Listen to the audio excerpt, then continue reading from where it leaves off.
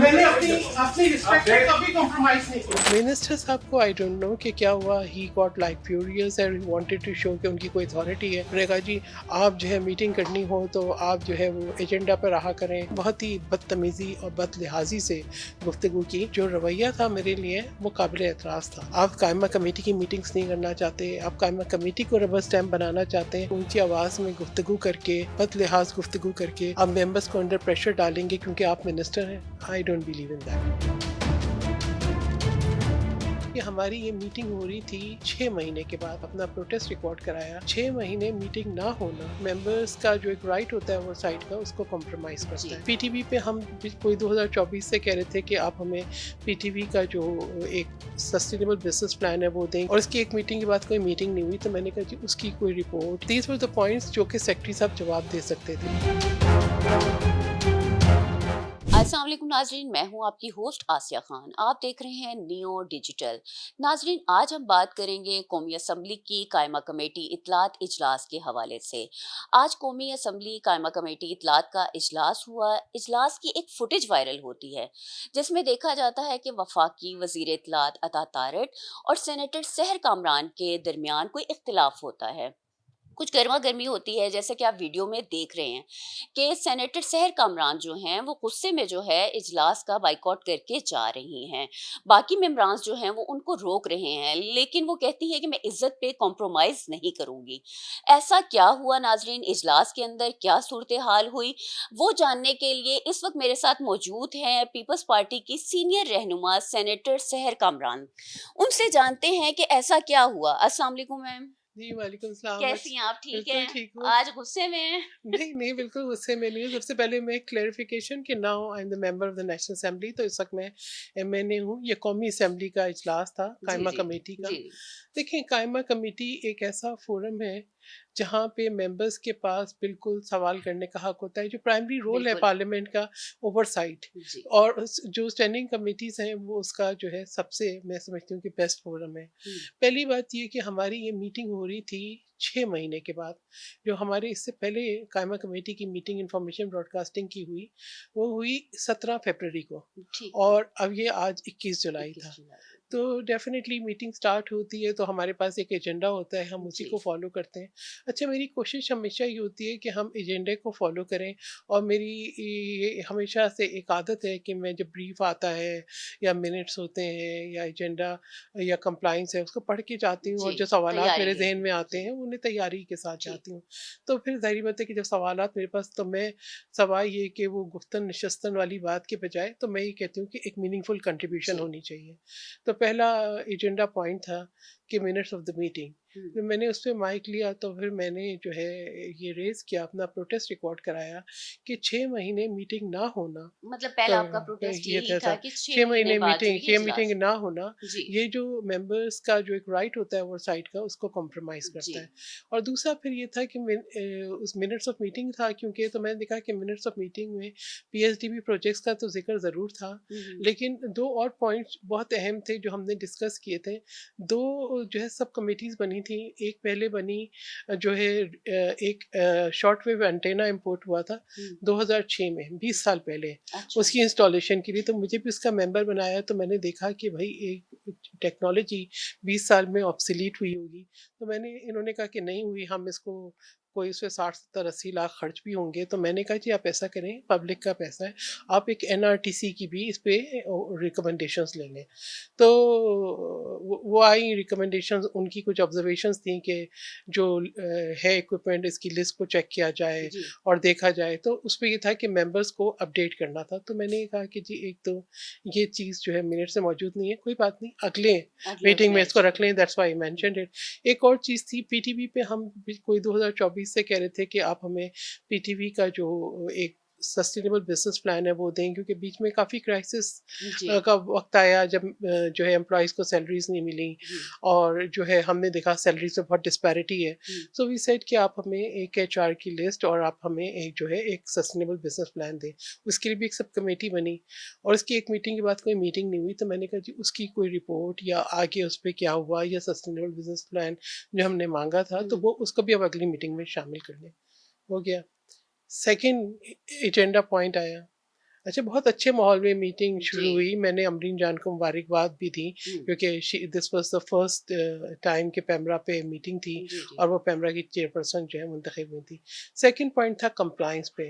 अब जो compliance report हमारे पास आई उसके मुताबिक जो पीएसडीपी प्रोजेक्ट्स पे थी बेसिकली, तो जो कमेटी के सामने प्रोजेक्ट्स रखे गए थे पिछली मीटिंग में 17 जी। फरवरी को बजट से पहले, वो जो है 14 प्रोजेक्ट्स थे ठीक हो जिनकी गया। मालियत तकरीबन 12 मिलियन थी।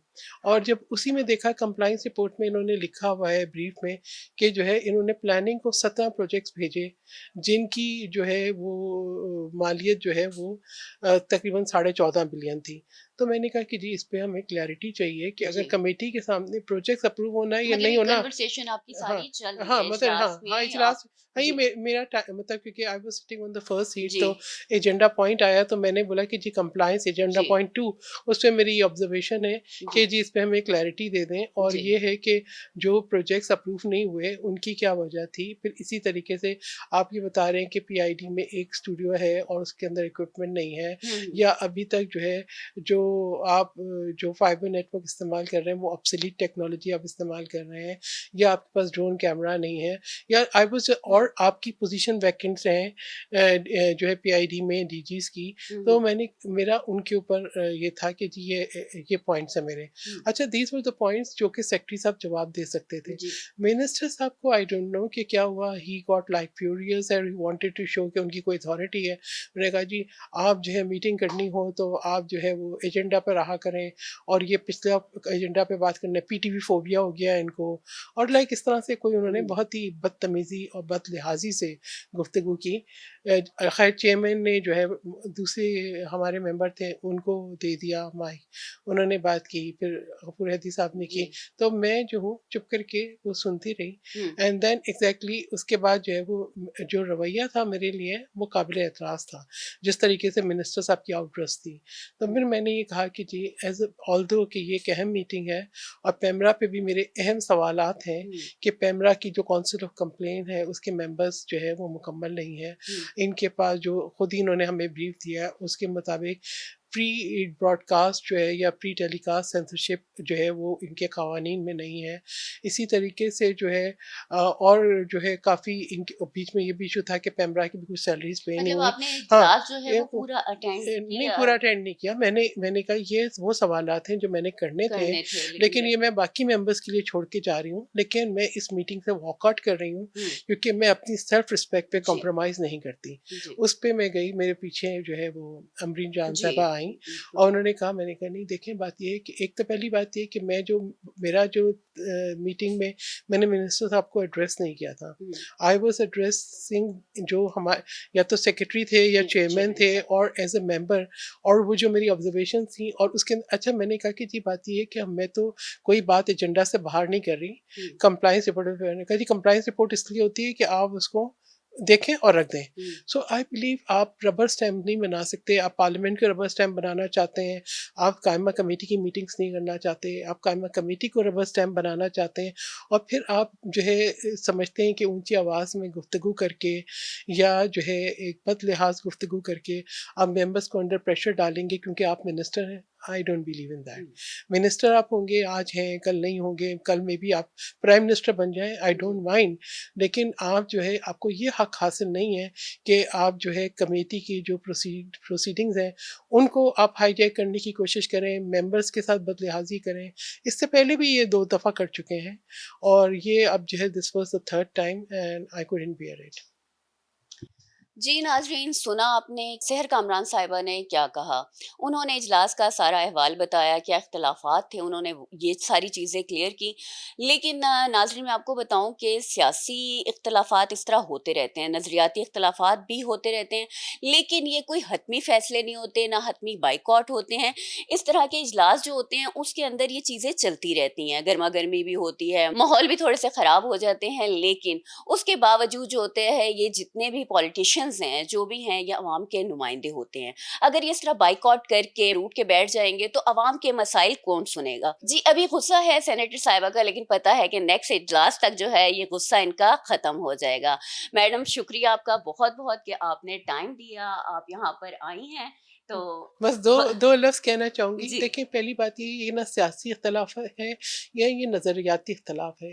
ये हर मेंबर का हक है और ये वो चीज़ थी जो जी, एजेंडा में शामिल थी जी। और कोई चीज़ बोलने का हाँ, हक है, आपको अपनी ओपिनियन देने कोई का हक चीज़ है। जो जी, है वो ऐसी नहीं थी जो ज़ाब्ते और रूल्स के खिलाफ हो। जी, तो उसके अंदर मैं समझती हूँ कि एक अदम बर्दाश्त का मुज़ाहरा करना जी, बिल्कुल, मिनिस्टर की बिल्कुल। तरफ से और एक तल्ख़ लहज़ा इस्तेमाल करना गलत था। जी, और इस तरह के लहजे के बाद मेरे वहाँ बैठने का जवाज़ नहीं बनता था। जी, मैंने उसके बाद भी उठते हुए जो अहम पॉइंट्स थे उनकी निशानदही की और बाकी मेंबर्स के लिए सवालात छोड़े जी, कि वो इनको ज़रूर जो है वो रेज़ करें।